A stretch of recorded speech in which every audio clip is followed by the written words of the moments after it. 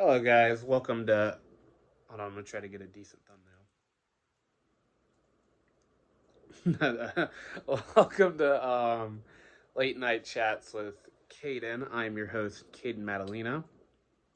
Um, on episode 2 today, we're gonna be talking about Shohei Ohtani's return. So Shohei pitched last night. What do I have to say about it? Well, I think he pitched pretty well.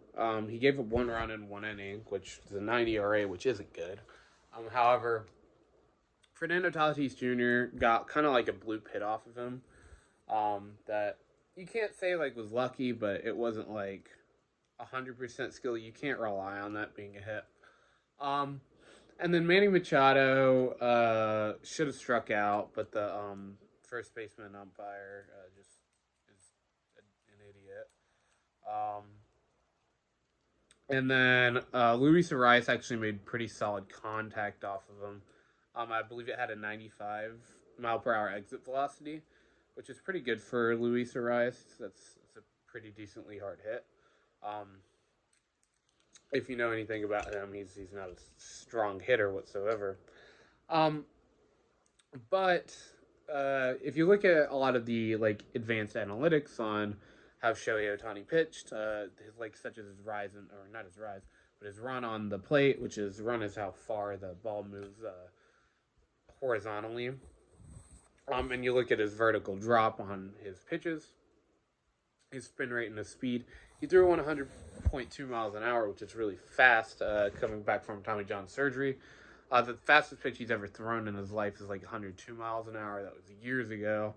But being able to touch 100 in his first inning back was pretty solid, and I'm really happy about that. However, he had one main issue. He had no control. He couldn't throw it where he wanted to whatsoever. If you look at a lot of Japanese pitchers, they're actually known for how well they can control the ball because their mechanics are so refined and so pinpoint accurate. They do them so many times over and over again. They can throw the ball about where they want it to every single time. For example, his teammate Yoshinobu Yamamoto, um, he's really good at just hitting the corners of the strike zones, which is why there's a bad umpire on one of his Giants games. He got absolutely wrecked. His ERA kind of sucked that game because he was hitting the corner of the zones and the umpire was calling balls.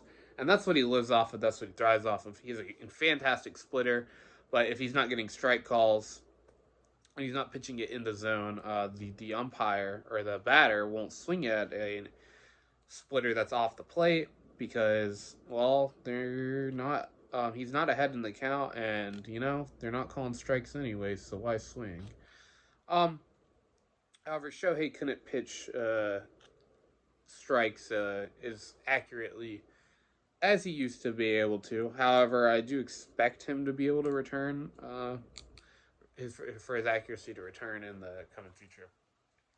Um, Other than that, he batted really well. I believe he was 3 for 2, or maybe not 3 for 2, 2 for 3, or 2 for 4 with 2 RBIs and 2 hits. I could be correct on that. Incorrect on that. I do know for a fact he had at least 2 RBIs. So he had a pretty solid game. He currently has the highest OPS plus of his career. So he's technically having his best batting season of his entire career. His base running is not as good anymore with his steals, rather. He's just not attempting them as much. He's been caught a little bit more often, percentage wise, a lot more often because he hasn't stole that many bags.